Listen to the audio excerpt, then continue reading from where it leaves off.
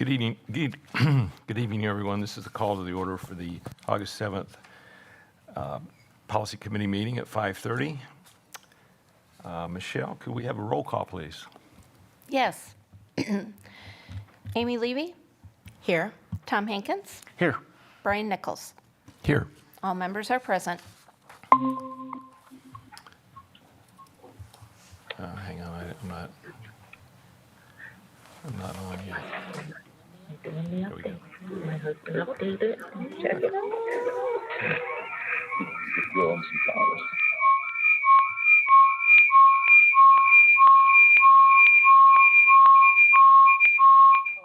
Oh, sorry.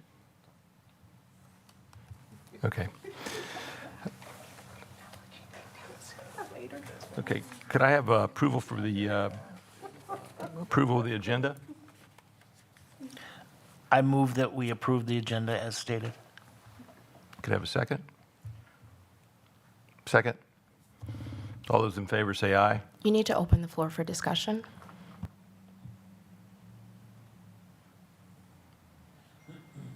Okay. Discussion?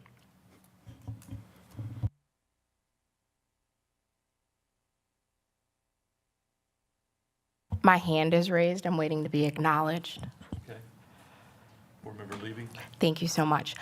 So a couple questions. On 2A, it lists policy audit, code of conduct compliance review. So under the agenda item detail, the purpose is listed as develop an audit process to review our current code of conduct, policy 443/447, for strengths and weaknesses. So that reads to me like we're not reviewing the actual policy, but we're developing a process to review the policy. Is that accurate? That is correct. Okay, so we will not be reviewing the policy. We are developing a process to review the policy. My concern there is, as we were reminded in our board professional learning, that the board focuses on the what and the administration focuses on the how. So I just want to be mindful that we're not creeping into the how, that we are staying in our lane of defining the what. And for me, the what is the policy. This is the policy set forth for the board, and then the execution of that policy is the how it is carried out, which is the task of the administration. Thank you, Board Member Levy. Okay, and just to remind us, that is listed as discussion, information, so no action will be taken. On 2B, purchasing bidding requirements. For years, this committee has reviewed policy in number groupings, and this practice increases the likelihood of messaging and language consistency throughout the policy group. For example, item 2B lists policy 672.1.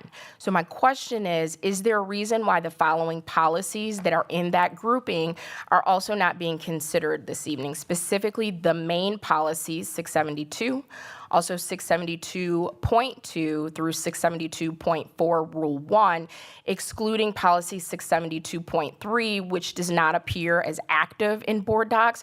I suspect it's because it's retired, but without an update, I'm not sure. Ms. Shope, you're not. Okay, you share that same assumption. Very good. So again, my point is, if the number grouping is, let's say, policy ABC, and we only review policy B, if there's a change, that could impact policies A and C. And if there's not a plan to review them, then we're going to end up with several disjointed policy groups. So again, is there a reason that we're cherry picking policies and not reviewing them in a number grouping? We're going to accomplish a revision of 672.1, not 672.4 or any of the others, just 672.1 at this meeting.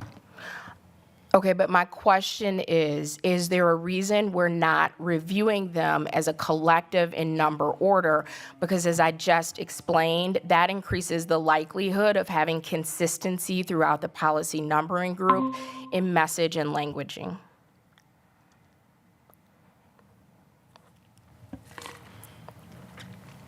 Not at this time. Okay, is there a plan to follow up with 672, 672.2 through 672.4 Rule 1?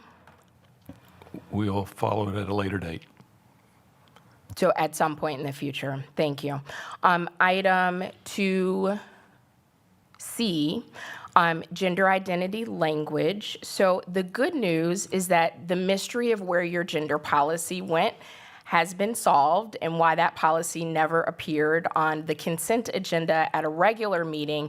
While I'm excited that that policy now has a name and a number, I'm curious why an intent to rescind the motion was not listed on the agenda for this. Intent to rent. Intent to Rescind? rescind what? So at our July 3rd meeting, this policy was reviewed against my objection because it was not listed on the agenda. It was not a policy. Oh, I was still speaking. So you meant to? Okay, but forgiven. Thank you so much. It is a policy. It was passed on to the full board for review and never appeared on the agenda of the full board. Now it is returning to this body after it has already been passed on. And I double checked. The policy that you read on July 3rd is the exact same language of the policy that is again being presented in this meeting. Now you can do that, but you need to rescind the vote to move it on to the full board, because right now it's in policy purgatory. So if you want to bring it back, you can absolutely do that. But my question is, why was there not a notice of someone's intent to rescind the motion so that this body could consider that policy again? Okay, Board Member Levy, the one that you're referring to was just an example of proposed language. It was not a policy. It never said it was a policy. It wasn't voted on as a policy. It was just suggested language. This is the policy that's being brought forth tonight. Okay, so it was a policy. If you go back to the recording, I asked you, and you said it was a proposed policy, which all new policy is proposed policy. It was voted on to move it on to the full board by a 2-vote, 1 abstention. This is recorded and available on the World Wide Web. Okay. So I'm still speaking. Thank you. My question is, we can absolutely review this again, but the way you do that is to rescind the motion to pass it on to the full board, and then this committee can absolutely review that again. My question is, why was there not a notice? Because we are all committed to transparency. Why was there not a notice to rescind the decision to move that item on to the full board so it can appropriately come back to this committee for reconsideration?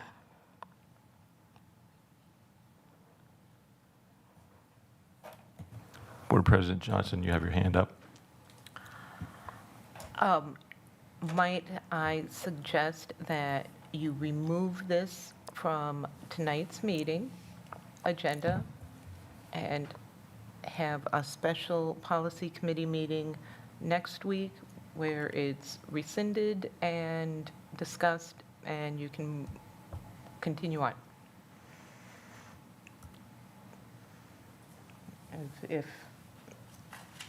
If you guys are available sometime next week, just a suggestion.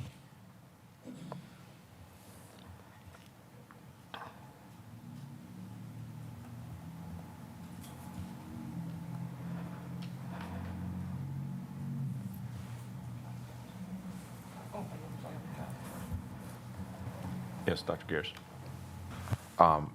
Thank you. Board Member Levy, Yes. so are you stating that we can still have the discussion tonight, or are you stating that we need to rescind? You can if the motion is rescinded. But my question is there a reason there wasn't a notice to rescind the motion so this committee can consider an item that has already been passed on to the full board? Again, I'm unclear why it never arrived on the agenda of the full board, but at this point, that's neither here nor there. So again, my question hasn't been answered. Is there a reason that there wasn't notice to rescind the motion so that this committee can again entertain that policy?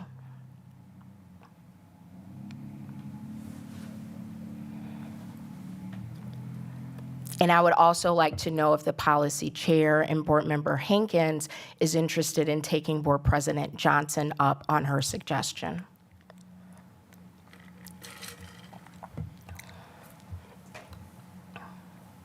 Board Member Hankins.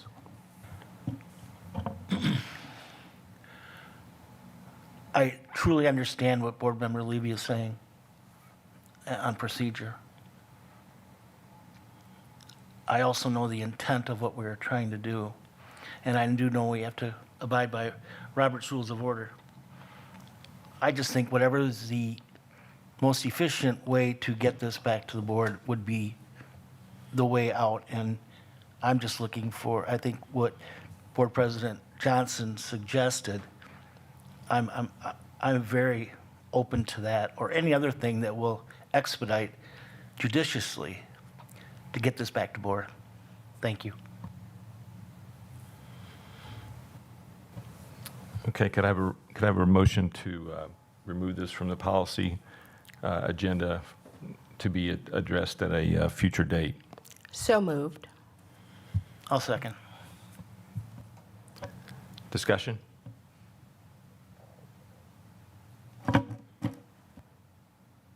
All those in favor? say Aye. Aye. Aye. Motion passed. My next concern is policy, and it's similar to my previous concern, policy 546.2 and policy 546.2 Rule 1 appear as the same item, which is fine. But I'm wondering, is there a reason we are not also looking at that main policy 546? I'm concerned that any edits to policy 546.2 and 546.2 Rule 1 will definitely impact 546, which actually is no longer listed in board docs. So I would be curious, well, it's no longer listed as an active policy in board docs. So I would be curious if that main policy has been retired and if these two, the policy and then the rule, that predates me on the policy committee, so I'm not sure what happened to that, but there is a policy 546.1, which comes right before the 546.2 and 546.2 Rule 1, which are listed for our consideration this evening. And again, I have the same concern. If we make changes on this, I'm pretty certain that that will impact 546.1. And if there is no plan to review that, my concern is that that will fall through the cracks and we will end up with policy that is disjointed or could contradict itself. And I know that is not the goal of anyone present. Mrs. Shope, this came back, from the previous month. So can you address, I can't address it other than the fact that it came back from the previous month. Actually, I believe Mrs. Almendaris would have the best explanation for you. Okay. Mrs. Almendaris, thank you. Yes, good evening. Policy 546.1 is a one-line sentence that is not the intent of the change to the policy that we are presenting tonight. The reason for this change is because the support staff are hourly, at-will employees, and somehow the same language that applied to teachers was being applied to staff members that was contradictory with our at-will employment policy. Ms. Almendares, are you concerned that policy 546 is no longer active in board docs? Is anyone concerned about that? I don't see 546 on board docs. I don't know the history of that policy. That is wholly reasonable. So let me reiterate my concern, and then we can see how the committee wants to move forward. When we don't review policies in groupings, we can end up with disjointed policies or policies with a rule that contradicts the main policy. So as it stands in board docs, 546.1 is active, as we've covered, but policy 546, the genesis for the two that are on the agenda this evening, is not listed as an active policy in board docs. Best case scenario, that has been retired. I would like to understand why that has been retired, because I have a sense that that may impact the two items that are before us this evening. Hopefully it has not been deleted, because that would give us less information to go on. But again, I just want to reiterate my concern. It is prudent to review policies in number groupings.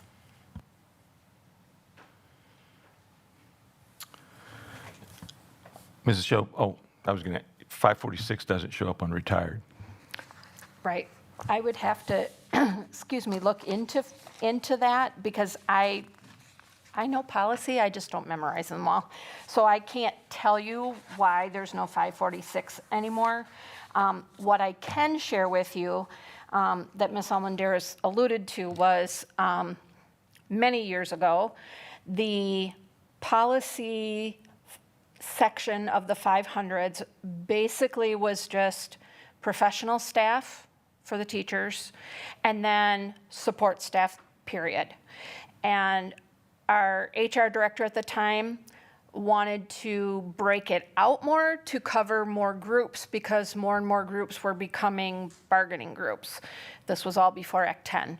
So what he did was he basically duplicated the professional staff language for all of these groups, being administrative assistants, administrative support, paraeducators, and so on and so forth. And so that's how the language that Ms. Almendares is trying to delete, we believe, got put in there, because that's why it's inappropriate where it's at. I would have to do a little bit of research for the 546. I was looking, and there may have never been a 546, and the only reason I'm saying that is because if I look at 536, which would be like the counterpart policy, 536 is professional staff dismissal, which is the 546.1. So why they would leap over that, I mean, 546 might have been something as simple as the following policies are for support staff. And so they might have decided it's not worth having, but I can definitely look into that to answer that question. Thank you, Mrs. Shope. Would you, when you have an opportunity to look at that, let me know, and then we'll take it from there, okay? Thank you. So just, I just want to recap to make sure we're on the same page, and then I just have one other point. So thank you for providing clarity on 2A, that is discussion information, and we are not reviewing the policy. We are looking at developing a process to review the policy. That was helpful, so thank you for that information. With 2B, is it the will of this committee, even though we are not reviewing the set, to just review that piece and then pass that on to the full board, knowing that any changes we make could contradict with the remaining 4 policies that are related to that? Yes. Okay. And then 2C has been removed. For 2E, the support staff suspension and dismissal, and then the Rule 1, again, is the will of this and I'm sorry, Board Member Hankins, you didn't weigh in on that one, so maybe if you could jump in on this one. Is the will of this committee to review a piece and not the policy set, just knowing that we could end up with policies that contradict itself or are incongruent. I am not okay with that, but I'm just one of three, so I just wanted to get the will of the committee as a whole. Yes. That's it. I'm affirm. Okay, and I'm just waiting to get a response from Board Member Hankins.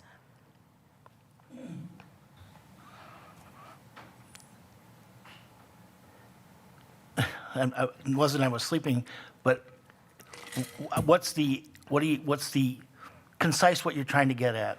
Absolutely. Thank you. Okay. Yep, no problem. So let's just say, and let's take the numbers out of it, because that can get kind of tedious and confusing. Let's say that a policy set consists of A, B, C, and D. We are proposing to just look at B. So if we just pull B out and make changes to that, that could have implications to A, C, and D. And my concern, if we are following what I'll quote unquote call the normal cadence of policy, if it's approved through this committee, it moves on to the full board for a first reading. And then at the following regular board meeting, it'll get a second reading, and then it's approved. So that piece of the policy set will be updated and potentially approved, but there's not a plan in place to review A, C, and D, because we just pulled out B. And so my question is, are you okay with that? As a practical matter, anytime you make a motion or any action gets unintended consequences, but we can't see into the future. I do believe moving forward, we'll push, if there needs to be changes to the other set of that 546, then we'll deal with it as it comes, or ask the Mr. Nichols to put it on the agenda to look at those next time we meet and review those. But I do think, and I'm all about expediency done judiciously, to move this forward to the board, and we'll have discussion and debate there, and if it comes back, it comes back. But at least we're moving. We're not just not dismissing. That's the wrong word. I'm sorry. I think the board is, well, strike that. I would just like, yes, I'm all in favor of moving forward with this. Thank you. Okay, thank you so much. And then same concern, but it seems like my colleagues are fine with moving it forward. So I just wanted to note for the record that we are going to be looking at policy 183 tonight.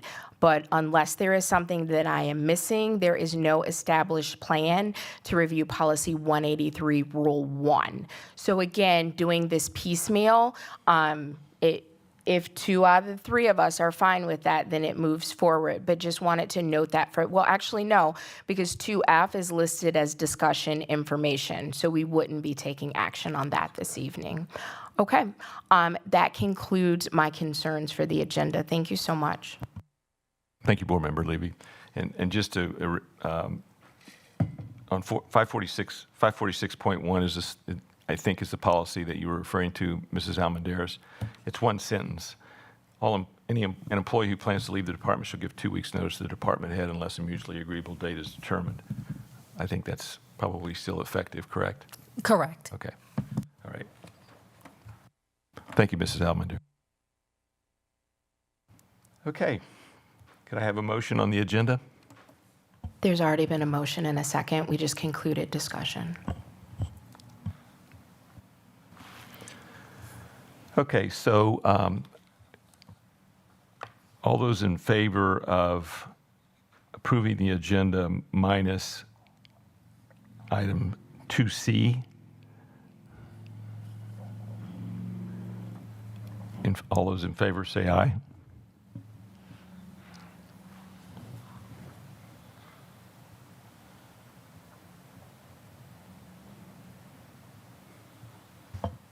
Aye.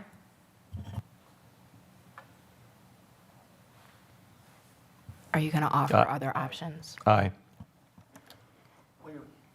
I'm sorry. The question to the board is, or the committee, removing it? No, approve the agenda minus item 2C, which is the gender identity language. We're going to move that to a future date. Aye. Excuse me, though. I'm sorry.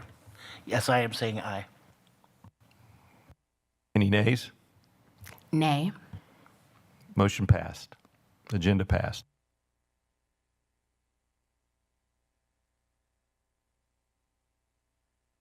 Can I get an approval of the July 3rd minutes? I move to approve the minutes. Do I have a second? Second? All those in favor say aye. You need to open the floor for discussion. Discussion.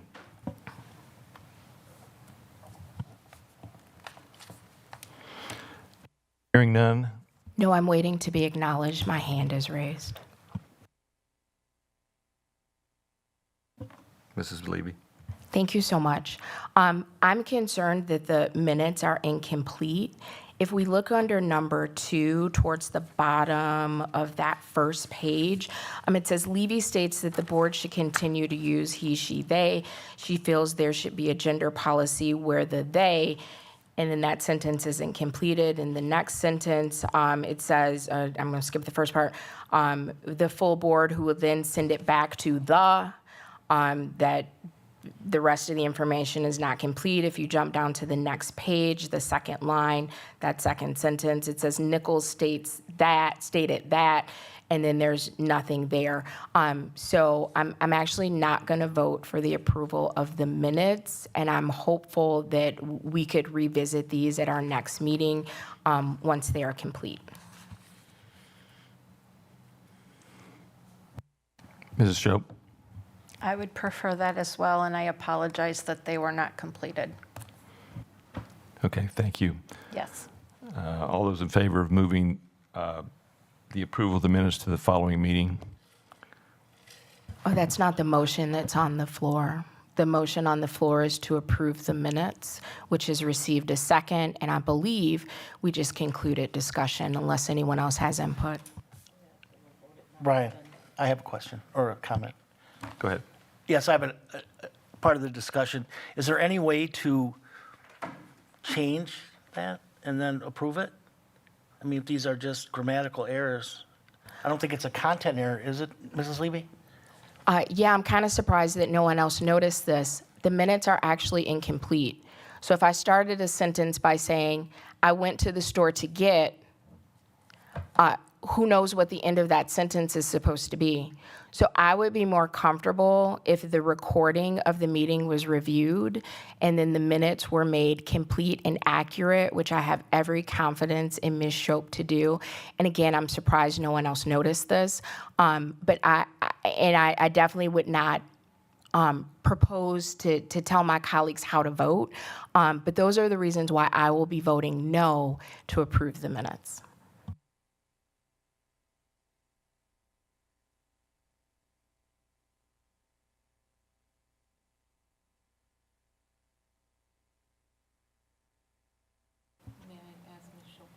Sure. Ms. Shope, do you need time to make these corrections? Okay, ahead. okay, thank you.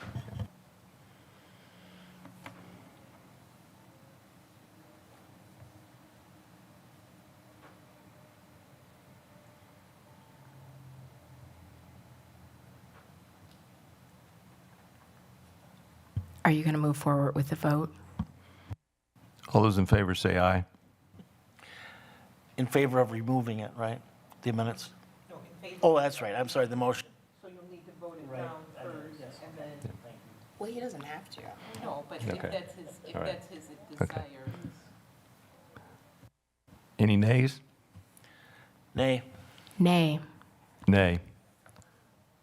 We'll move it to the next time.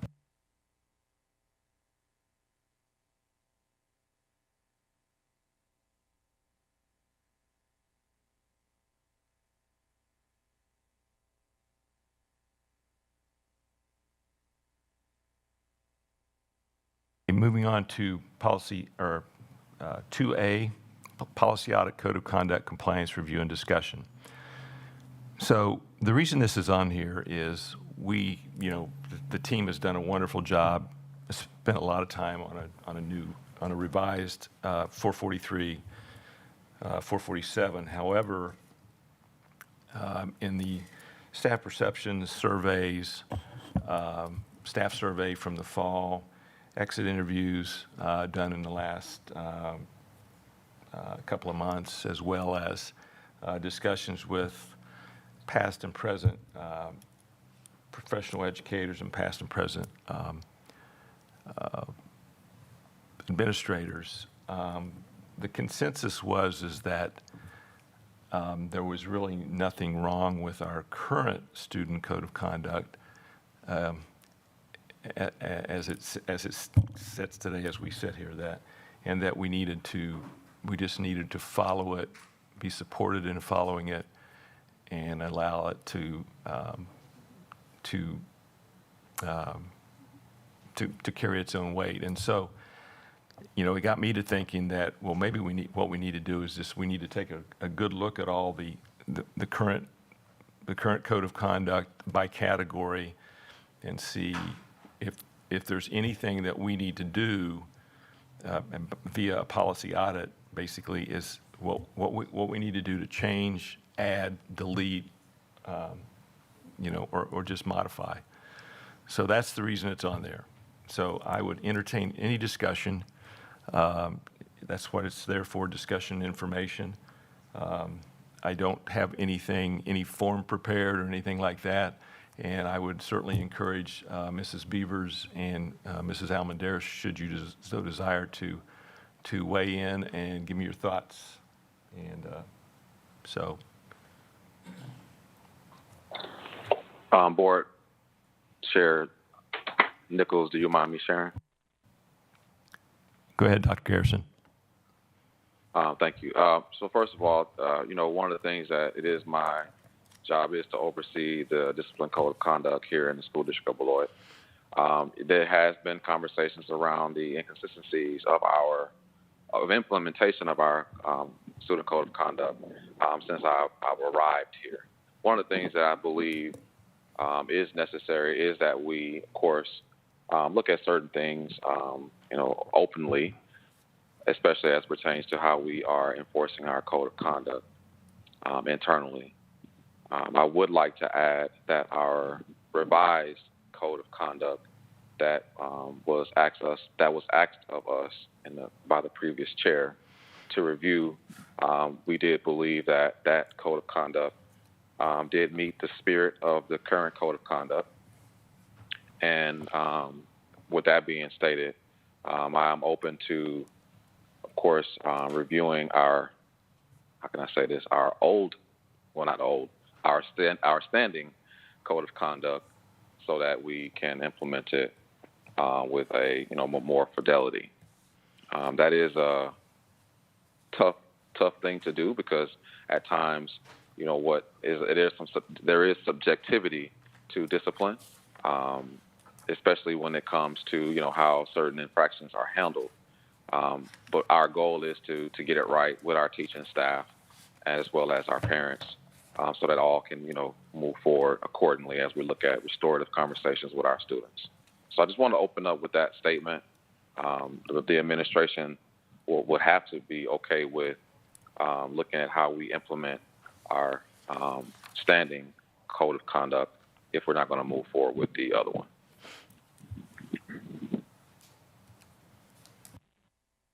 Thank you, Dr. Garrison. No problem. Board Member Hankins. Yes, I'm all in favor of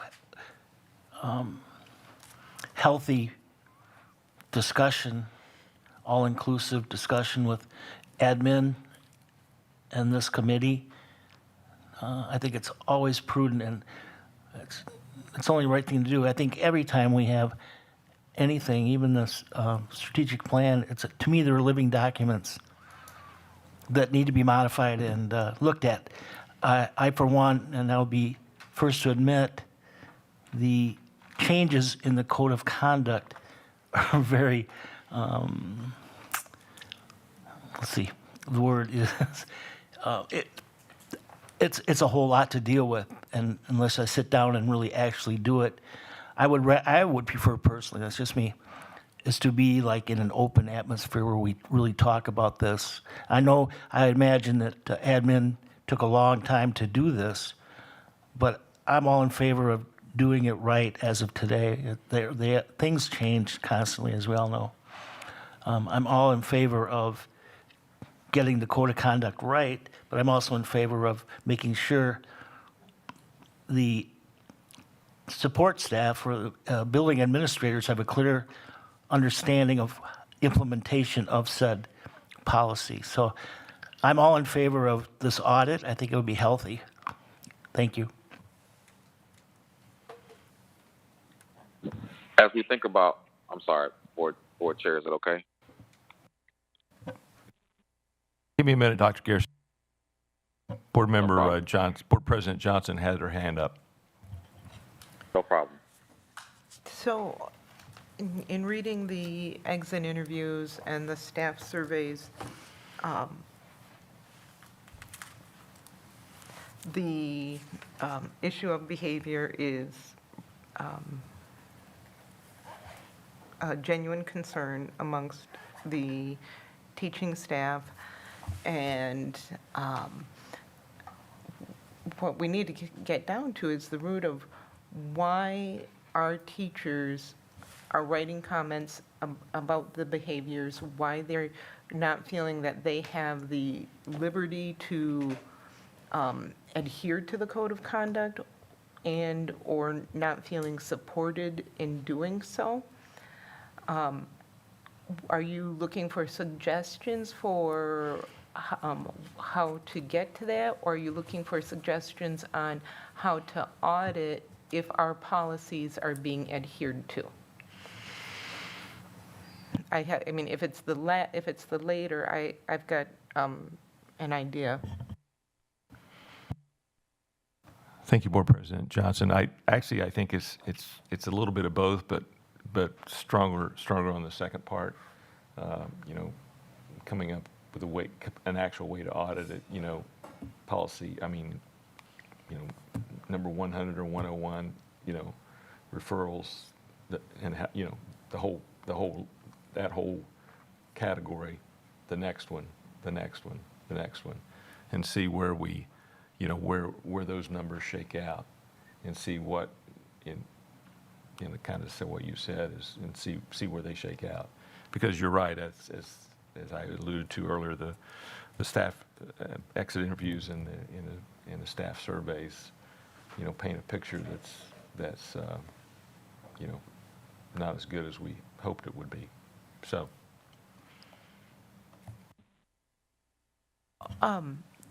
Yeah, I'm sorry. No. So in terms of a policy audit, what a suggestion that I hope you might consider and your committee might consider is doing a random selection of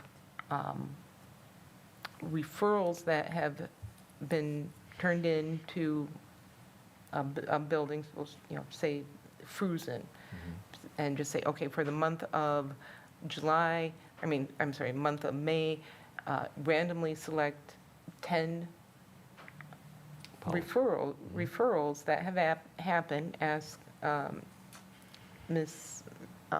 Beavers to redact the identifying information, and read through the statement from the person writing the referral. Does the referral match the code level that it's supposed to? And was the discipline in alignment with what the expectations should be?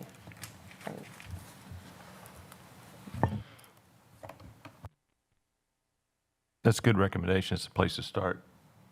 I think Dr. Garrison. Yeah, thank you. One of the things that I'm cautious about is even that suggestion is a little still subjective, because you would then be asking everyone to be doing the same thing. Every kid has a different background. Every kid has a different circumstances and situations that could alter how an administration looks at a disciplinary situation. Again, the level 100, 200, 300, 400 offenses does have opportunities for us, but the level of subjectivity is an administrative responsibility. As long as we can work towards, students landing, and teachers and parents landing in a space where they can be overall successful. So I understand your suggestion, but I disagree with it only on the grounds of, again, there's a lot of different factors that goes into a student's overall disciplinary situation. So that's just my overall statement. Missy, did you have anything you want to share with that?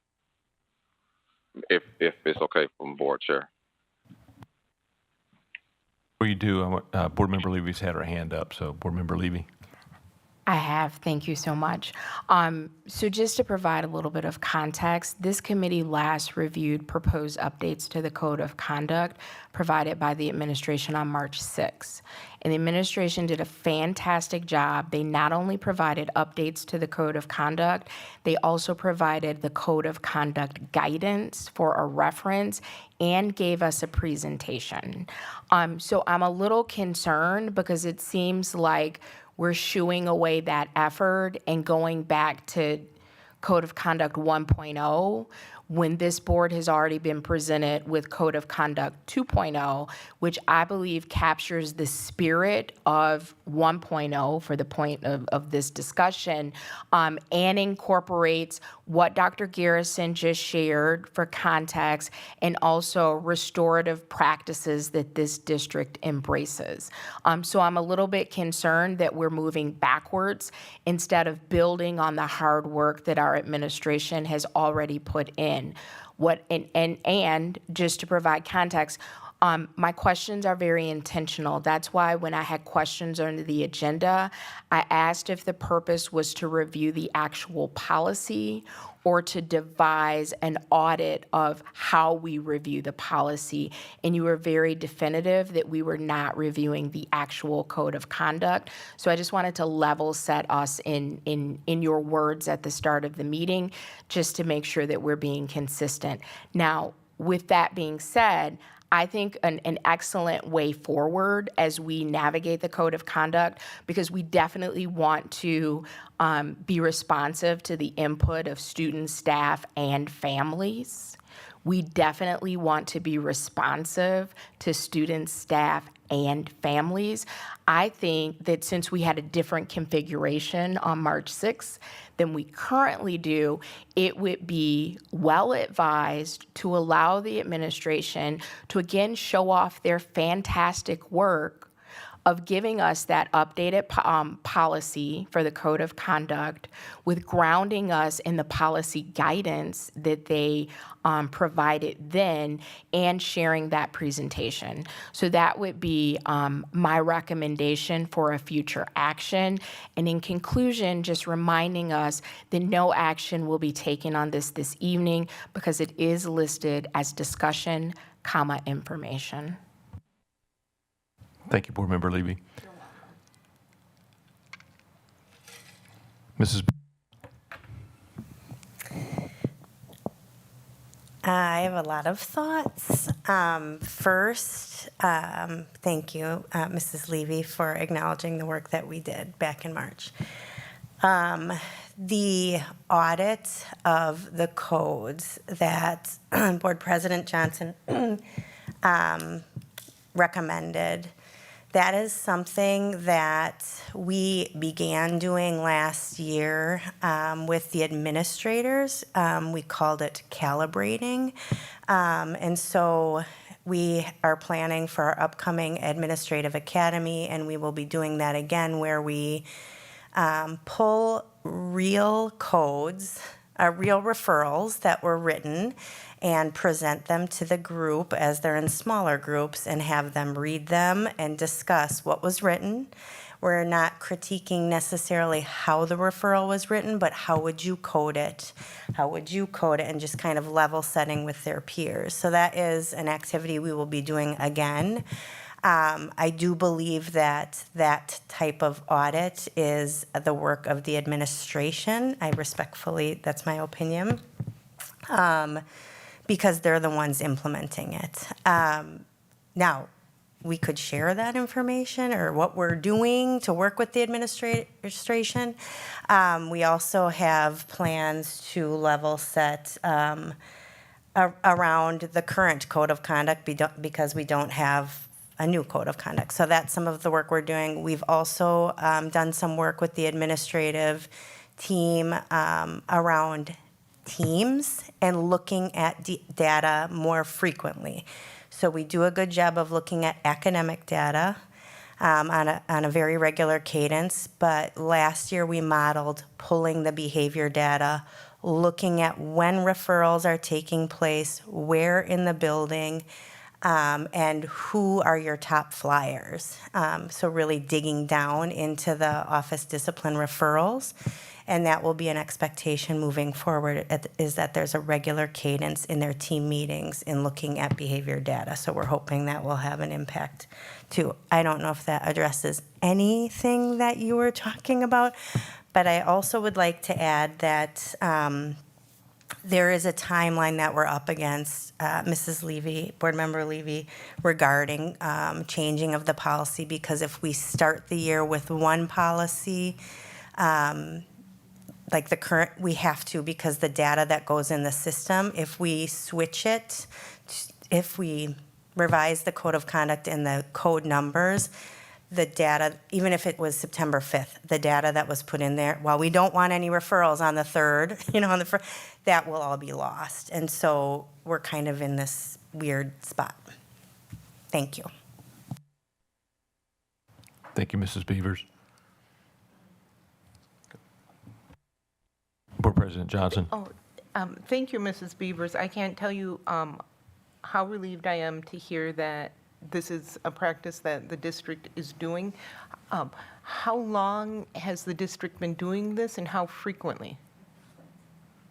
Yeah, not long. Well, I mean, I don't know. I don't ever remember engaging in it as a staff member, but we did the calibration at last year's Admin Academy. We've probably done it only twice with administrators, but see the need to do it more regularly, which is why we're trying to teach them how to look at their own data. So we're trying to model it so that the administrators take it and do it in their buildings with their staff. Because it's important for the administrators, but it's important for the staff to understand too and talk about it as well. Right. And while I understand and appreciate what Dr. Garrison was saying about that each case is, and each student is its own person, and there are all kinds of factors that should be considered, I have, I still have trauma from when I was on the board previously, and how frequently there were inconsistencies with the expulsions and the punishments on the expulsions, and they seem to align frequently with race and gender. Is that something that when you're looking at your calibration, do you pull those that information out and look at that as well? Yes, we disaggregate based on race, ethnicity, gender, and special education status. We do have a federal identification of being disproportionate in how we discipline students of color. So that's definitely something we're looking at. Do you do a report of this calibration is it, do you have a finalized report that you can present to either the committee or the board? The calibration is an exercise we do, but we do have to present something to DPI because of our federal identification. It could be presented. We can present the work that we're doing. We could certainly bring that forward. It might be interesting to, and not trying to add more work on. Yeah, no worries. to you, but it sounds like it's an exercise that you're already doing, to look at, okay, of these referrals, how many of them align perfectly and make, were done well? How many of them, wow, this was maybe a 100 level, but got disciplined at a 200 level or vice versa. And of those that are not nice and neat, what are some of the other factors that maybe board members should be aware of? Yeah, and I just want to correct and say, I don't want to give the impression that this is something we've been doing, because it's something we're trying to do more often. We've done it once or twice and have gotten a good response, and we're trying to we're working on developing a better cadence in doing this. Thank you. And that's been over the last year? Did I hear you right? Yeah, I feel like we've done it twice, and so it might be over the last 18 months. Okay. But obviously, that's been done with the pre-revised code of the code of conduct as it sits this moment. It really, it could be any code, because what we're trying to do is just calibrate on what was the behavior and how, like we've talked a lot about physical attack, and coding a physical attack at the high school is very different than coding a physical attack at the elementary level. And like just having that discussion among administrators and what caused you to code it a physical attack. So, Right. yeah, I struggle. Well, I'll leave my opinion out of it. No, you're welcome to your opinion. It's still a free country, so you're welcome to your opinion. No, go ahead. I think the work that we have to do is more in working with the administration and the staff. I think you could put any code of, it's how we implement it consistently and the communication that we have as a result of an office discipline referral with the person who wrote it. My personal opinion. There's work to be done. Well, thank you, and that pretty much matches up with the comments that we've heard. Is that very thing? I think that's kind of the missing link. And good job, but seriously, that's the missing link. I think that everybody's kind of looking for is let's just be consistent and don't go this way, don't go that way. Just stay the course, one step at a time. So, okay. And communicate. Yeah, absolutely. Yeah. Yeah, I think I said something about communication once before.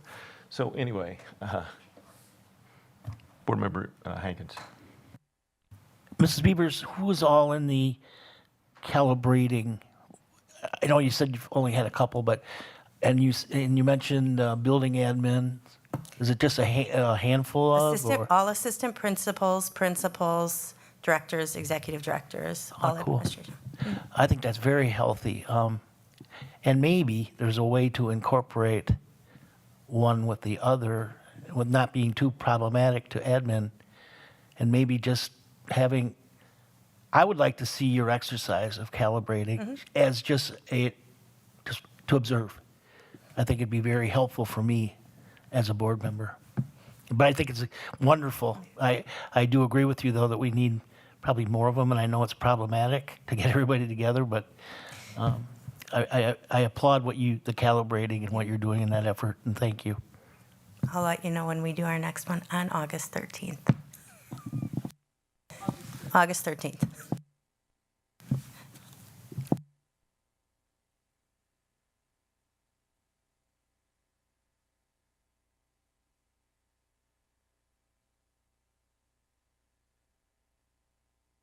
Anybody else? Any other discussion?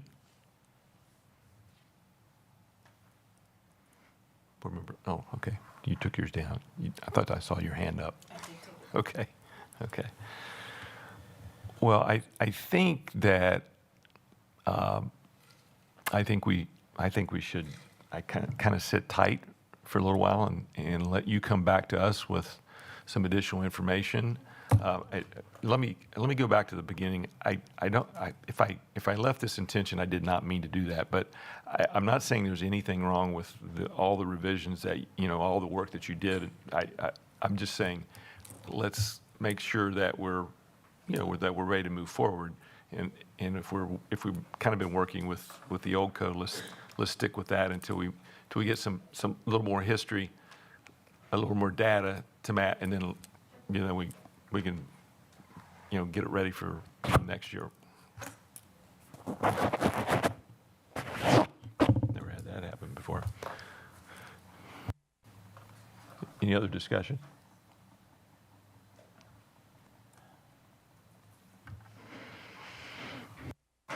Okay, well, let's leave that discussion as it sits, and we'll look to hear from you, Mrs. Beavers, and you can come back and reach out to me or through Dr. Garrison or whatever, and we'll put it back on. Thank you.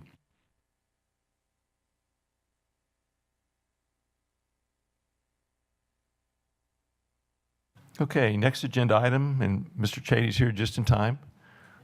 He must have been standing around the corner waiting for us to finish. No. Okay. Policy 672.1, purchasing/bidding requirements. There's a revised attachment that we'd like to propose.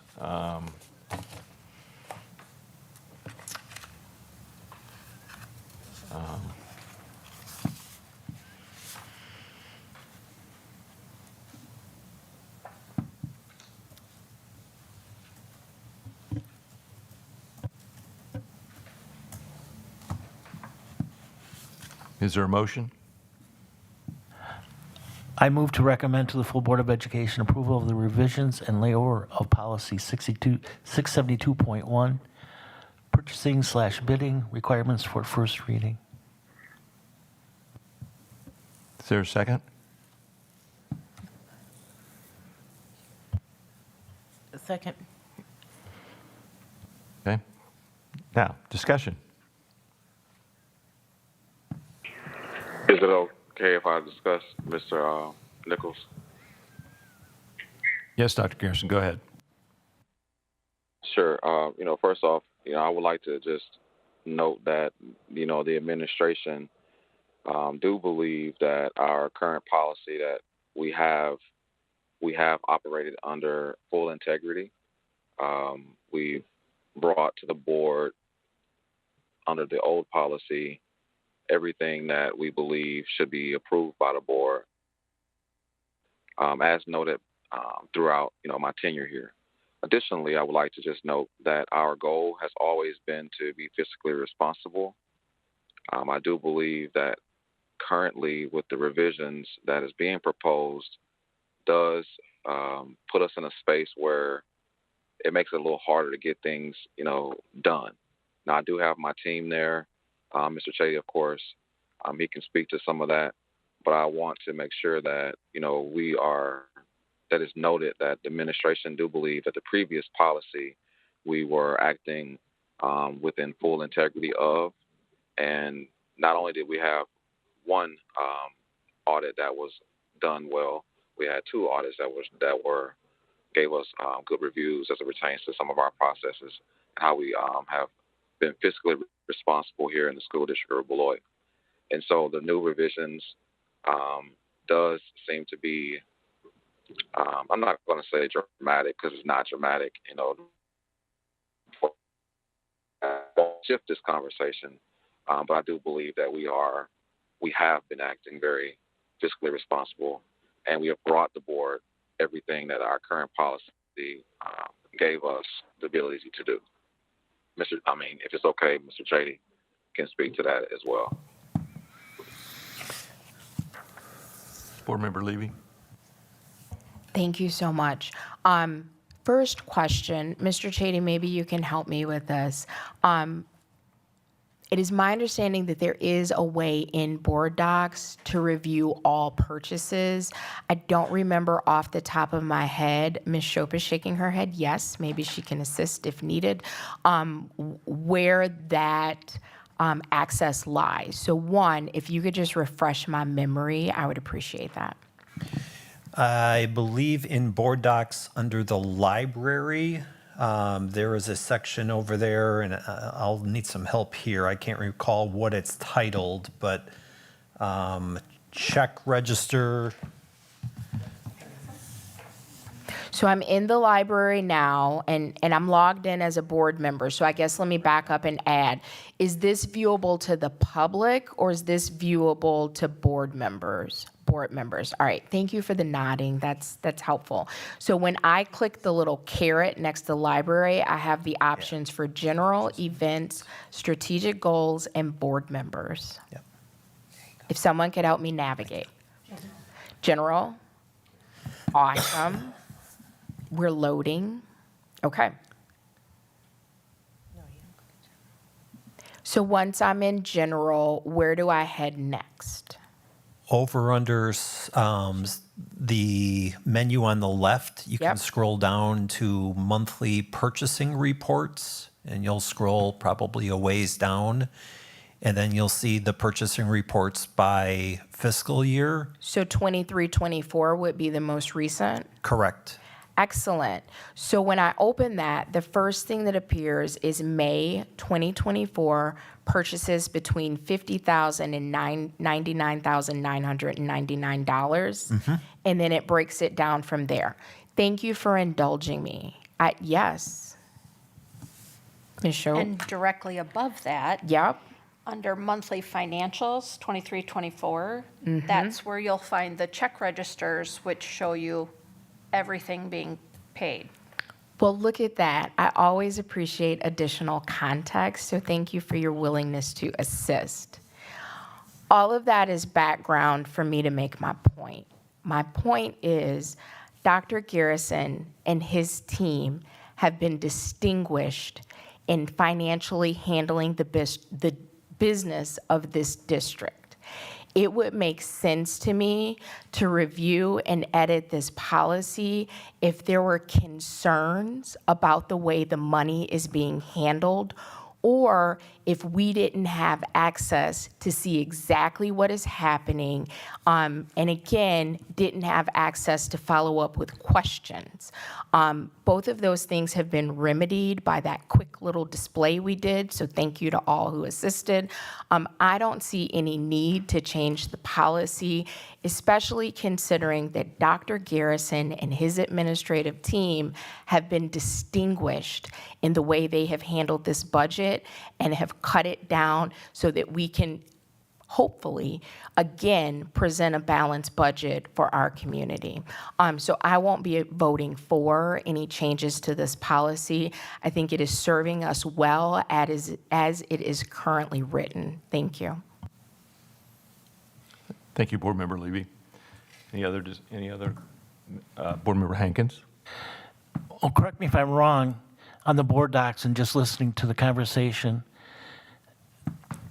isn't that a report of money that has been, we've already spent it? It's not things that are going, or asking for, I'm talking about under 50,000. Is that correct? It's just money, you've already done it. Correct. So there's, I mean, and you come over 50,000, it comes to the board for approval prior to purchasing said item. And I think the intent, and this is nothing, I don't, even last night, I mean, Dr. Garrison, this isn't, we're doing this for future administrations also. This may be not a problem here, but from what I've heard and remember, this limit was changed back in probably the teens somewhere, where the threshold for approval, I think, might have been even lower, I'm not sure.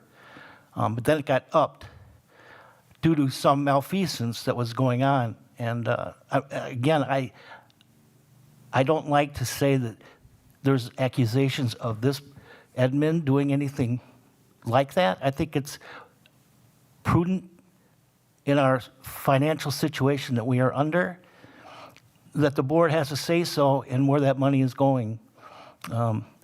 This was part of the platform I ran on and was elected on. Again, this has nothing to do with admin. It's just an overseer of the money that we do spend. So I'm going to vote yay, nay, or excuse me, yay. Thank you. Board Chair, may I respond just to clear up just some inaccuracies, and I'm sure unintended, in that statement? You had your hand up, so go ahead. Oh, thank you so much. I'm going to drop that down as to avoid any confusion. What you just shared is not actually accurate. So I just wanted to clear that up. This policy was changed under the Dan Kieser era. Those amounts were lower and they were raised. So I don't have the exact date, but that would have been around 2020, 2021. So it wasn't increased to support malfeasance. That although I have concerns with that former administration, malfeasance was not one of them. So I just wanted to clear that up. This was reviewed relatively recently, and those amounts were increased, again, to provide flexibility to the administration. So we're not having to call special meetings to approve things, so we're not hindering the flow of the movement of this admin team. So just wanted to provide some clarity there. Thank you.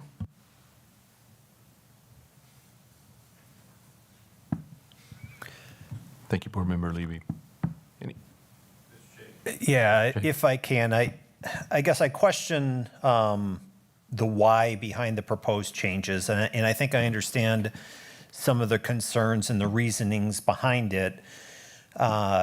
Committee Member Hankins talks about malfeasance, and let's just talk about perhaps irresponsible spending that's occurred in the past, and that may very well drive some of these changes.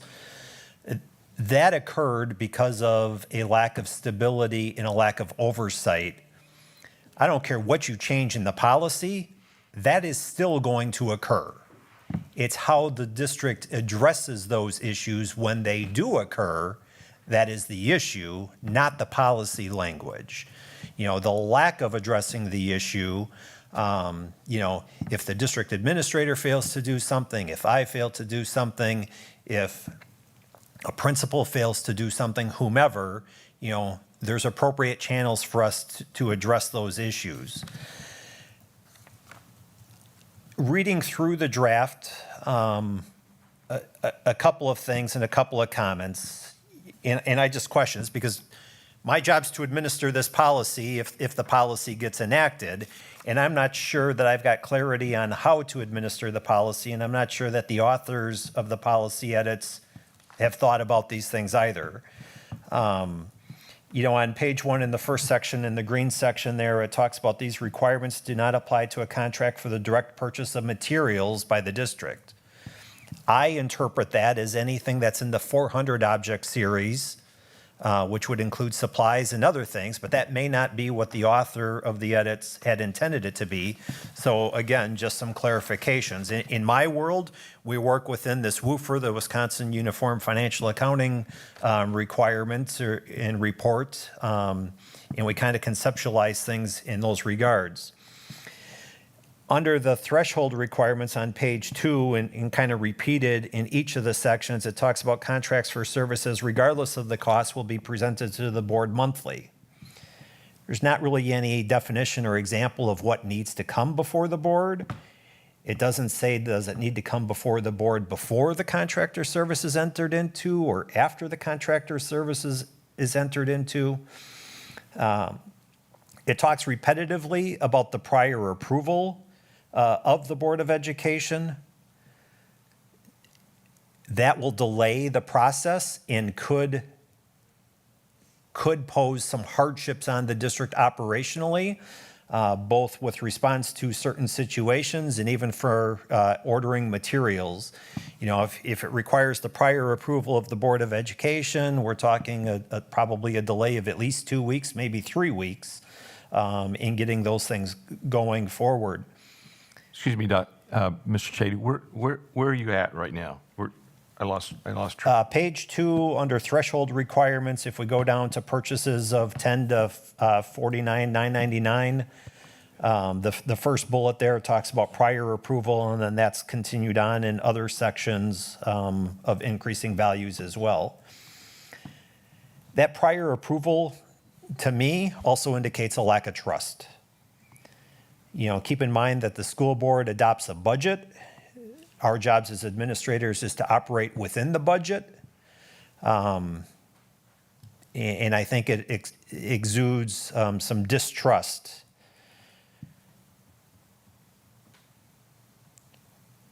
Item D under that same section talks about the board shall be informed of terms and conditions of all competitive bids and the consequences of such bids. How do we define the consequences and who does that? E talks about the business office approving service provider consultant contracts. We're not contract law experts. You know, the business office in Beloit has become the repository of such contracts, and, you know, we end up kind of keeping them on file for the district to the best of our abilities.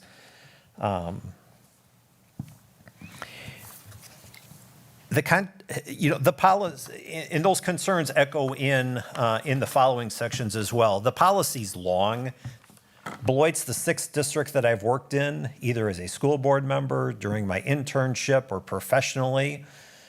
I've always found that when you're talking about changes to policies, one of my first go-to places is the Wisconsin Association of School Boards and their policy manual, because they've got examples to look at, and beyond that, you go to other school districts and you look at their policies and you try to identify the best practices of what makes sense.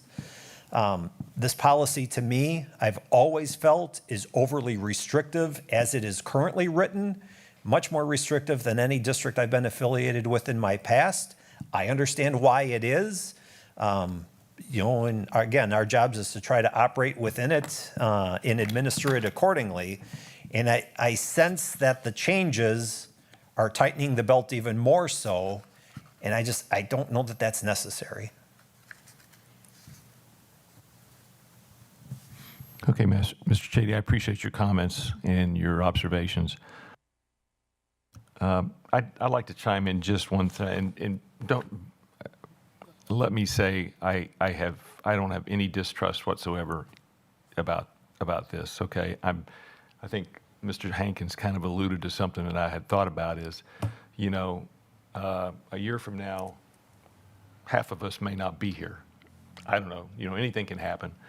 But I want to correlate something to this. This policy was changed in May 25th, 2021. So that was at the end of the 2020-2021 school year, where we had a $18.3 million fund balance, and started the following year with an 18. You know, so the first year we lost. We took $6.2 million out of the fund balance the first year after this went into effect. The next year we took out $2.7 million out of the fund balance, and then of course this year we're still not there yet. So again, you know, somebody coming in might say, well, you know, why'd you do that if you're so. Again, I would I just say, you know, for the long term, you know, we're you know, and when this policy was adopted, when I don't have the yeah, I do. So we had 6,263 revenue limit membership, and now we're down a little bit. But again, you know, we're a declining district, so expenses should ultimately match should correlate with the membership. Would you not, would you agree?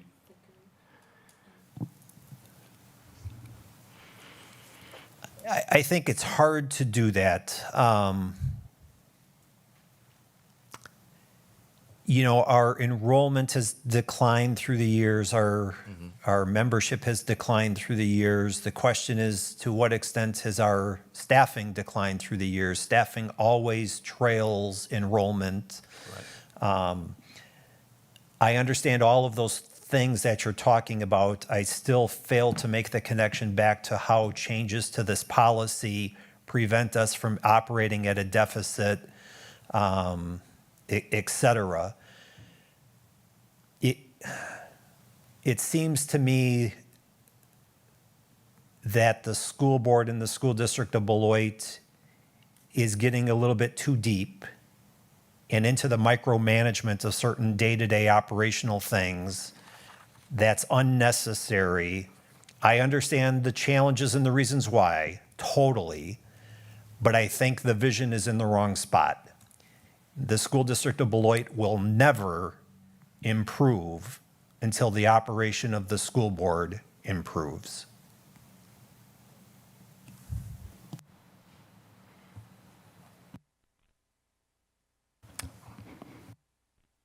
Thank you, Mr. Chady.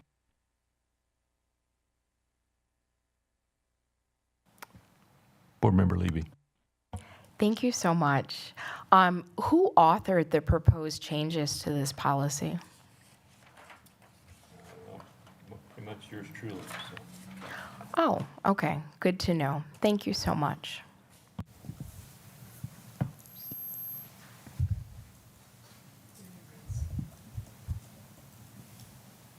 Mr. Chady.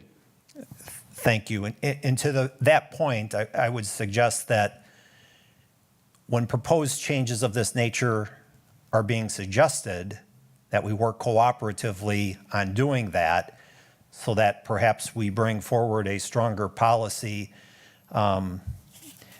Within this 3-page document policy, there's a number of language that's repetitive and various sections that could be removed, placed in, we can make the policy shorter just by restructuring and repositioning some of the stuff. Doesn't change the intent or the operations at all, but it makes it easier to read as well. So, again, the district needs to work cooperatively between the school board, the superintendent, and the cabinet. Districts that are on the move, that are making progress, there's strong alignment there, and that I've not seen exhibited in Beloit yet. So, Mr. Chady, that brings up a good point, and I might take you up on that. So, would you be willing to take a shot at rewriting this to a certain extent? I'd be more than happy to work with you or other members of the board and other district staff to do so. Okay. Yeah. I'm willing to do that. I don't have a day job, although it seems like it's this. But anyway, yeah, no, I'd welcome that. So, how's your calendar look for Friday?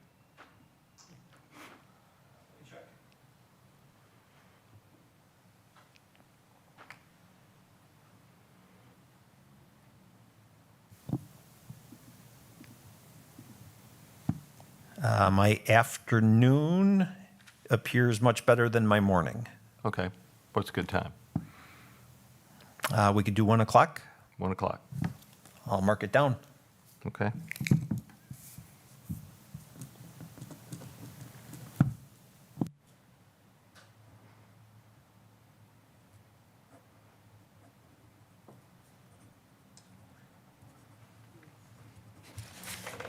Okay. Board chair.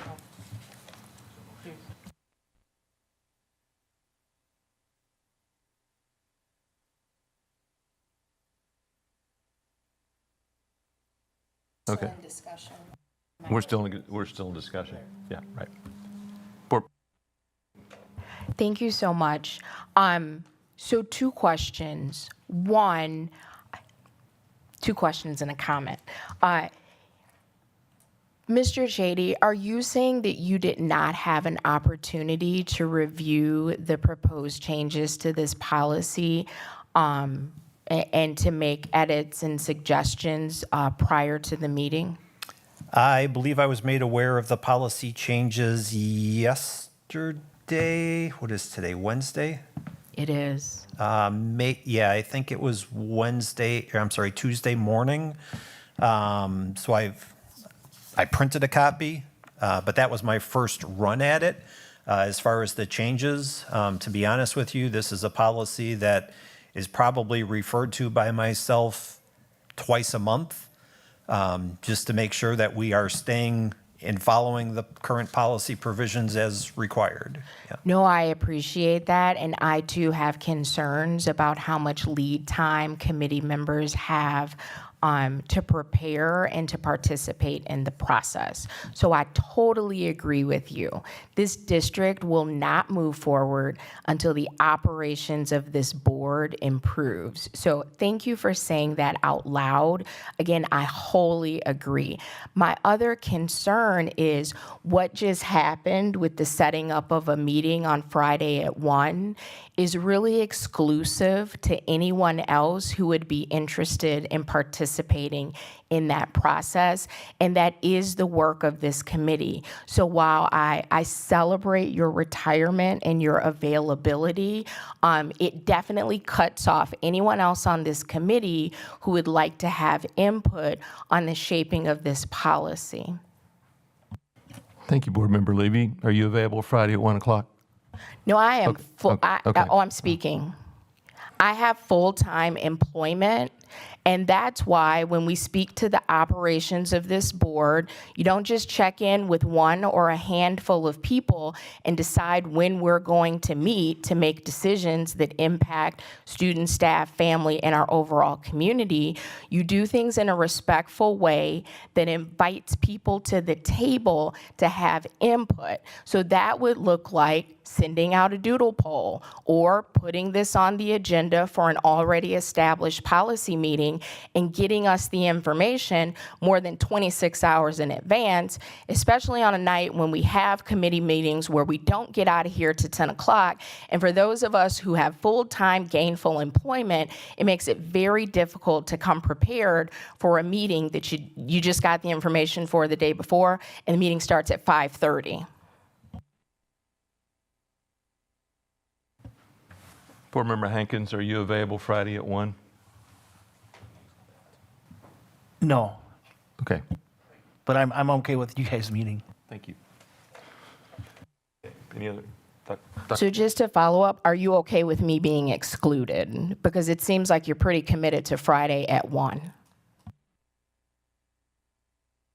I'm committed to moving forward as expeditiously as possible per Mr. Chady's comments. Mr. Chady. Thank you. Just a reminder to the committee that if more than one member of the committee were to meet together, that would be a quorum of the committee and would require posting as well. And I would also offer that I believe the past practice of the district is that policy changes would be, I think, first vetted by administration and then brought forward to the committee. Okay. And probably the majority of that vetting was done without committee members, but I haven't really been involved in that to a great extent in Beloit yet. So am I incorrect in that, or? No. Okay. Let me jump. Okay, then I'll be glad to back off. You take a shot at it and move it and send it back to the committee for review. Fair enough? It'll stay 1 o'clock on my calendar. It'll stay 1 o'clock on my calendar. Okay, all right, thank you. Dr. Garrison. Thank you for acknowledging. One of the things that, my goal is that we, of course, figure out, again, the administration wants to work very closely with the Board of Education to get things done. And I understand the need to look at this policy. And so I would have made that same statement about, the possible quorum and that, board members couldn't, we would have to post it. You could meet, but we'd have to post. So thank you for bringing that to the conversation. Mr. Chady, you acknowledged him first, so that's why I wasn't able to say it. Secondly, one of the thoughts that I would like to bring to the committee is, I know that in our community, there's some distrust around how much we are spending, and that is duly noted, which probably garnered some of the thoughts around bringing the number down.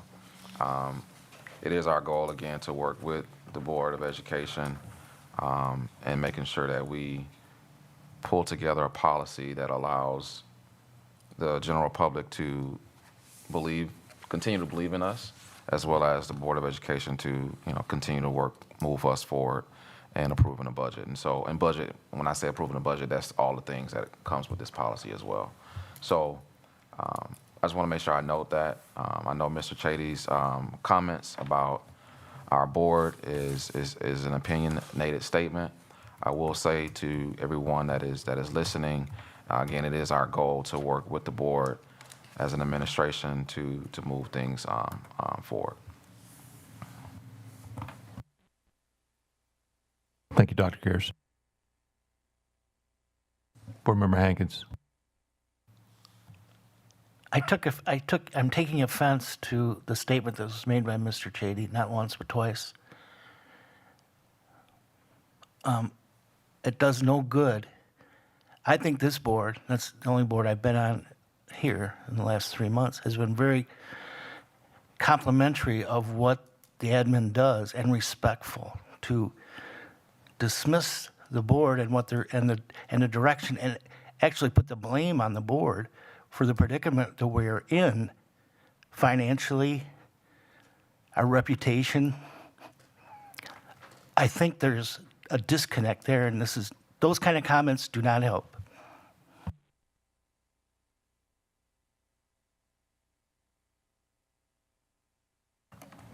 Thank you for those comments, Board Member Hankins. Dr. Garrison. Mrs. Levy's hand was raised before mine, but I can go if you would like me. Okay, Mrs. Levy. Thank you so much. In defense of Mr. Chady, who has stepped out of the room, I did not take his comments to blame our financial predicament, that he was blaming the board for that. I think he had a very valid point about operations. The timing in which we received this information, setting up meetings without being considerate of other people's schedules and their ability to meet. I believe that's what his comments were geared towards. I definitely did not take Mr. Chady's comments as that he was blaming the board for the financial positioning of the district or anything outside of operations, which is clearly what he said.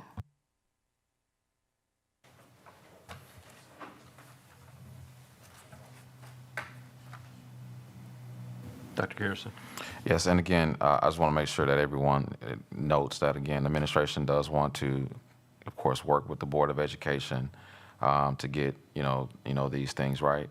I know Mrs. Chady's statement was his statement, and it is my goal, again, to work with the Board of Education, to get these things right. And one could argue administration isn't doing something right, teachers aren't doing something right, community isn't doing something right. One could put that space into a lot of different comments. But it is my goal to make sure that all three entities, whether it be the community, teachers, administration, board, all three entities are working at a high level so that we can actually move conversations forward faster.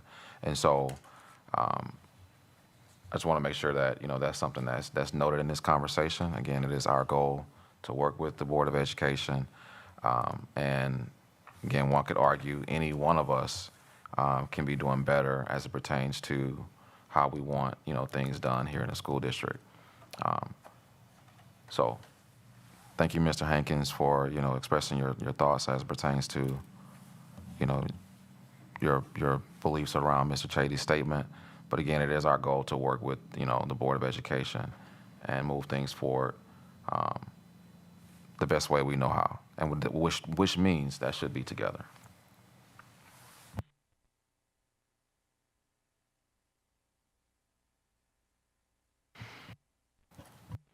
Dr. Garrison, I agree, and that's why I just made the offer to Mr. Shady. It wasn't to exclude anybody by any stretch of the imagination. It was to move, at his suggestion, the thing forward with input, working together as a team. Two people's a team, not one, but two.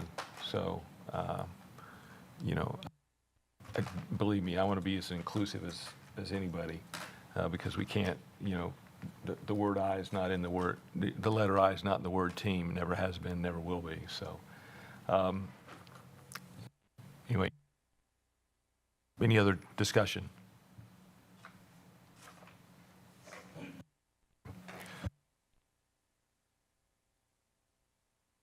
Those in favor?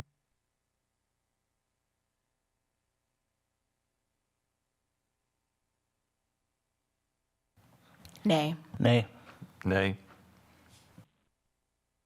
Okay.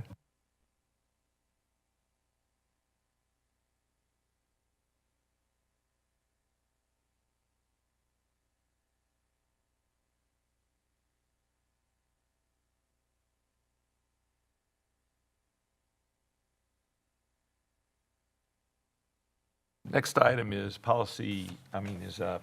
2D, policy 113, student employee sexual harassment.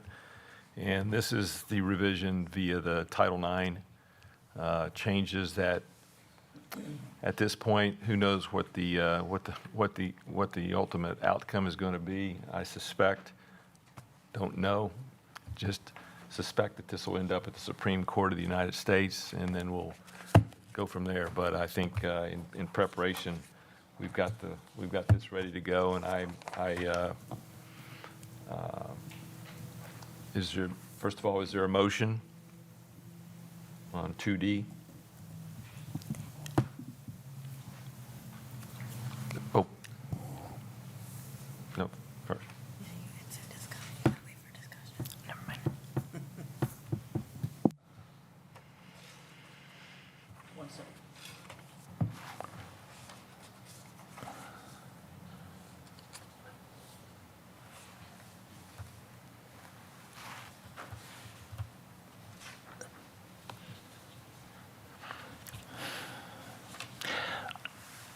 I'll move to recommend to the full Board of Education the approval of the revisions and layover policy 113, student and employee sexual harassment policy for first reading.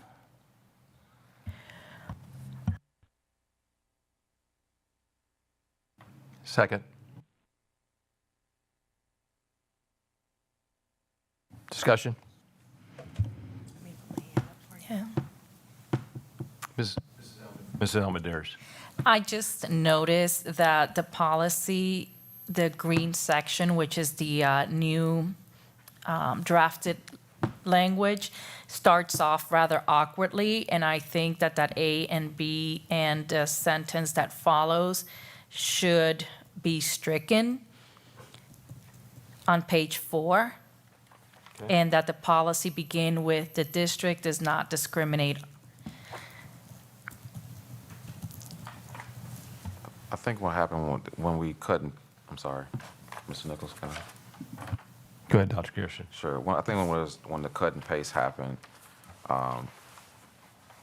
this was probably an error here. Michelle, no? I went back and looked at the document and it was there, but I agree. It's a very awkward start to a policy. Unless it's just definitions, but even so, I would say definitions above it or something. So I agree that it's a very awkward start in that first sentence with the prohibited acts.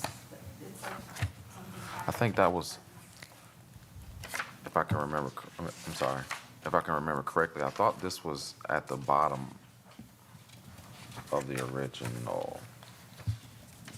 But Maybe the way it was. I'm not sure. that would be that's a necessary change. Thank you, Ms. Almander. Thank you. Just moving up, taking away A and B. Well, where would A and B go? Because I think it was in the document somewhere. Am I mistaken on that? My hand is raised, and I think I could be helpful, but I'm just waiting to be acknowledged. Board Member Levy? Oh, thank you so much.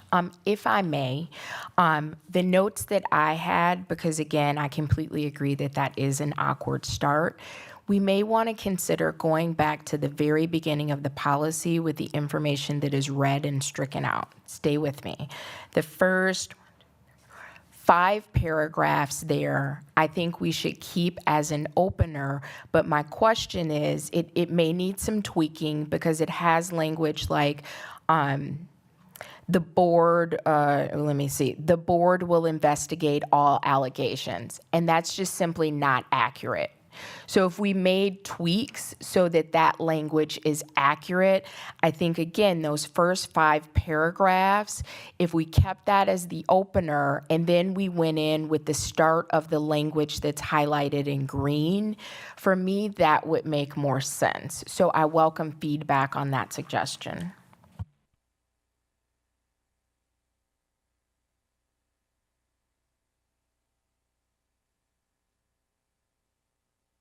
So the first 5, not 6 paragraphs? Correct, because the 6th one talks about the Title IX coordinator has been identified, and that information is already updated and included in the green additions. So that's why I'm recommending the first 5 paragraphs that open the policy remain, but we just make sure that that language is accurate. So for example, it begins with the Board of Education is committed to a school environment that is free of sexual-based harassment. That is absolutely accurate, but I don't think it's just the Board of Education. I would be more comfortable with our district. And if you want to be specific and say our district and board, however, and then again, as I mentioned, that next sentence says the board will not tolerate. Again, it's not just the board. This is the position of the district. So I think that language would be more accurate. When you roll into the second paragraph, the board will investigate. No, we will not. So if we could just change that so the appropriate entities that do the investigation are listed there. So again, I'm recommending the first 5 paragraphs remain, but we make it accurate. And when it's statements about what we support and what will not be tolerated, that it is not limited to the board, it is inclusive of our district. So if everyone is comfortable with making those tweaks to the first 5 paragraphs, I think that would be a lovely opener, and then we can roll right into the proposed information in green. Do you have that, Mrs. Almendarez? Can you make those changes? And I can. However, the first paragraph on page 4, following the verbiage that we're striking, is very similar, but more makes reference to actual statutes than the one on the top. So when the language is repetitive, are you okay if we retain what was proposed by legal rather than what is already in the existing policy? Then how about this? Scratch the first 5 paragraphs at the top. If we go to the information that starts in the green, where it begins, the district does not discriminate. Yes. We just shift that up as our opener. Yes. And then we go into what is now A and B, which seems a little weird to me. I think that can just be paragraph formatted. So let's be just very specific. The district does not discriminate. That paragraph would be first. And then if we go into what is currently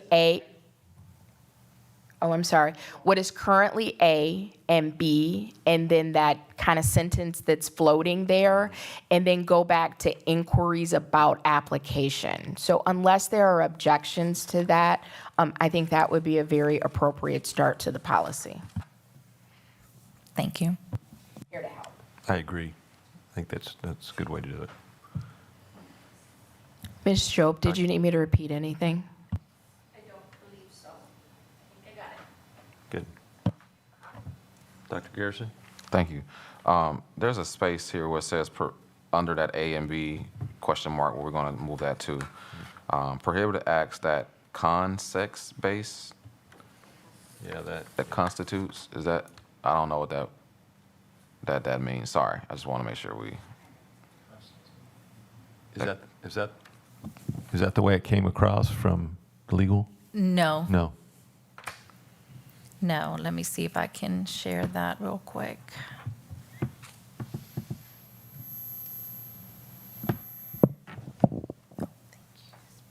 And just to be clear, we're gonna move A and B to where? I didn't catch that. So the recommendation is that we begin the policy with the portion in the green that says the district does not discriminate. So those 3 lines would open the policy. And then we would move on to what is currently A and then what is currently B, but we would be removing those letters, so it just reads in paragraph form. And then absolutely, and please confirm, Ms. Solomon-Darras, but I believe the intent is prohibited acts that can constitute sex-based discrimination under Title IX. And it seems like that might be a header. Is it just not underlined, but is that a header for the information that comes after that, which after the shift would be inquiries about application? Yeah, it is.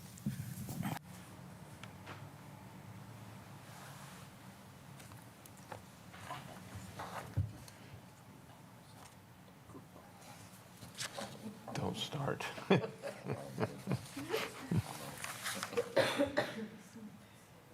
Yes, so, There's a whole bunch. yeah, there's a lot. So after the,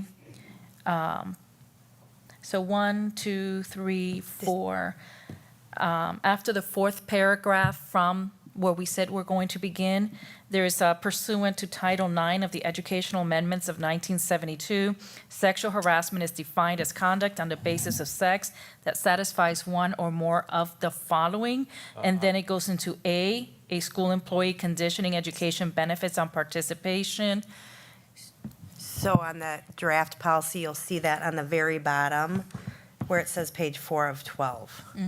It just looks like, sorry, I didn't mean to talk over you. No, that is awesome. Yes, it looks as though that is all extra language on the top that can be stricken because it's already, No, I think it's just formatted wrong.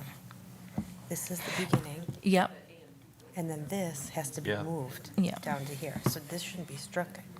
no, None of it should. this is, I don't even know what that is, but, Mrs. Almendares, does the AB on page 4, I think. but see, this one says Oh, yeah. C. yeah. Huh. Yeah, we found, I So wonder you if should put that we up. Do you wanna can, present that? yeah, do you want me to put it up on the screen? If not, I can just say that which says A and B on the top should actually be B and C under the other section. And then C is actually A in the draft. So I can clean this up and bring it back with the correct changes. I'm not sure what happened, but I can definitely clean it up and bring it back to the board. excellent.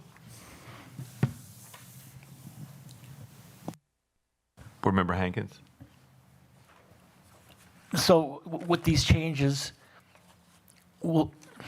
just how it goes now, you make these changes, then it comes to the board, or does it come back here, then to the board?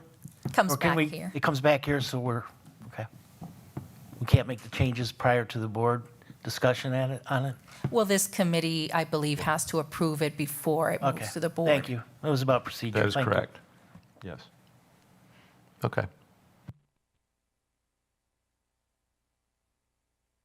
Con- So, okay. yeah, that was- Okay. All those in favor? Say aye. We're just going to rescind it? So it's actually not a rescinding. No. That would happen at a separate meeting. Yeah, You just want to, if you no longer support the motion that is on the floor, you just need to vote it down. Right. So, all those in favor, say aye. Nays? Nay. Nay. Nay? Motion denied. Can I just say, administration takes full responsibility for that not being correctly posted. And that is something that I will need to work with my team on, making sure that we get it right the next time.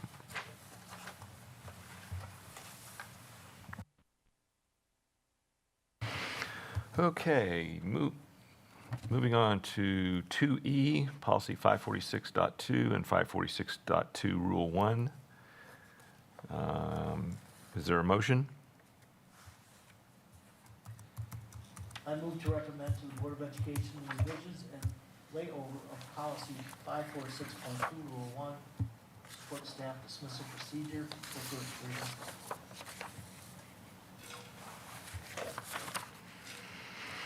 Is there a second?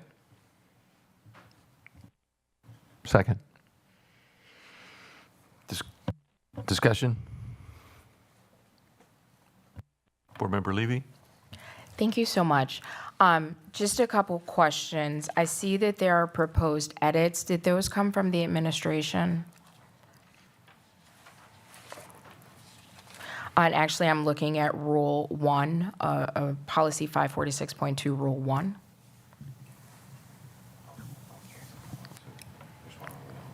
We're 546.2, Rule 1. And The section that is stricken on the second, okay, yes, that is the verbiage that is not consistent with the at-will employment status of this position, of this employment category. Perfect. So my next question is, since we're unclear on the status, let me revert back to my notes, of 546, and this board was comfortable moving forward without that information, is the administration fine with not having kind of an opener for this? We're just jumping right in on 546.2 with suspensions as the title?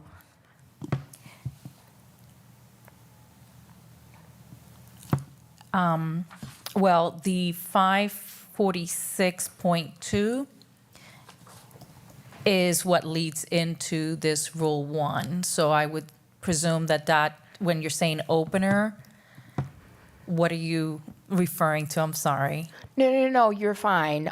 There is no opener for this policy, which is a lesser concern. My main concern is when we don't review policy and policy groupings, because what has been our practice is unless Rule 1 is very cumbersome, there's a lot of information, that it has been our practice over the past 4 years to roll that rule into the policy.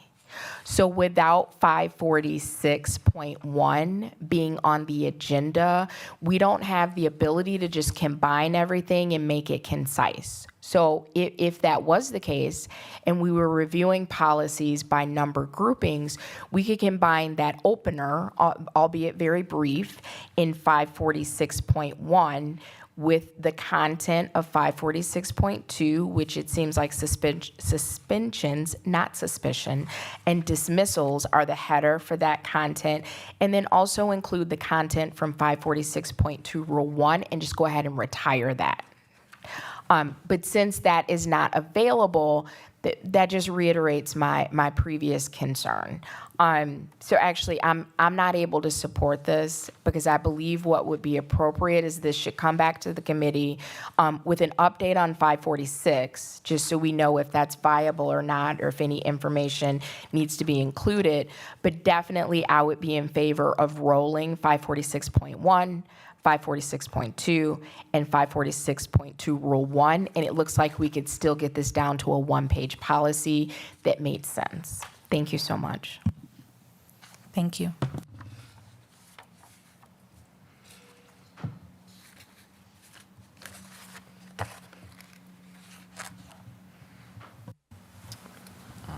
Okay, any further?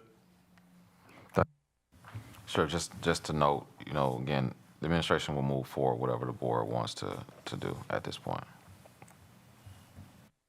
Thank Sorry, you. Committee. Well, since we don't know what happened to 546,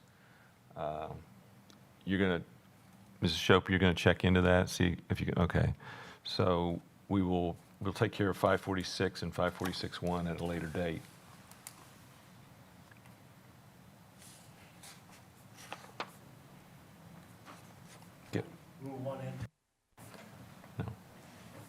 Board President Johnson, do you have a comment? Oh, just a question. So Oh. are you moving forward in removing the verbiage from 546.2 Rule 1? Is that what you're doing, or? That is correct. As Mrs. Almadeira said, that's not consistent with the, okay. So, all those in favor, say aye. Aye. Aye. Nays? Nay.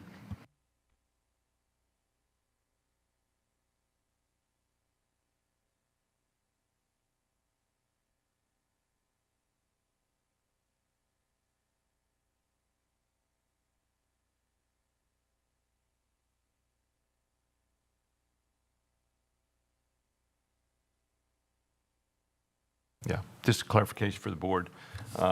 In policy 183, down in the 1, 2, 3, fourth paragraph, every member has the obligation to vote except where a member has a conflict of interest.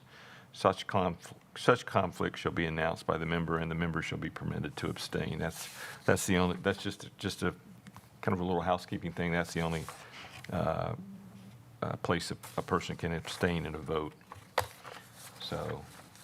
That was just discussion information, no need for moving it on, unless there's any other discussion. Hearing none, we'll move forward. 3A, next meeting date is Wednesday, September the 4th, 2022 at 5:30 PM. And do I have a motion to adjourn? So moved. Second. No. Any discussion? Oh. Board President Johnson. I'm sorry, I'm a little delayed. I don't think your next meeting date is in 2022. Let's make that 2024. Okay.